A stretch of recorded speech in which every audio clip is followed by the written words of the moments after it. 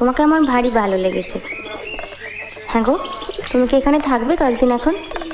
যদি না তোমরা তাড়িয়ে দাও। থাকলে বেশ ভালো হয়। ওই আলমারির কোনো ইংরেজি বই আমি পড়তে পারি না, তুমি থাকলে অন্তত পড়ে শোনাতে পারো। আচ্ছা, এই যে বললে বিহারীবাবুর সঙ্গে তোমার বিয়ের কথা হয়েছিল, হ্যাঁ। সেটা হয়নি বলে তোমার কোনো আফসোস হয়নি? ও মা, আফসোস হবে কেন? ভগবান যা করেন মঙ্গলের জন্য। তাই বুঝি? এই যে বছর না ঘুরতেই বিধবা হলাম, সেটাও মঙ্গলের জন্য? সত্যি।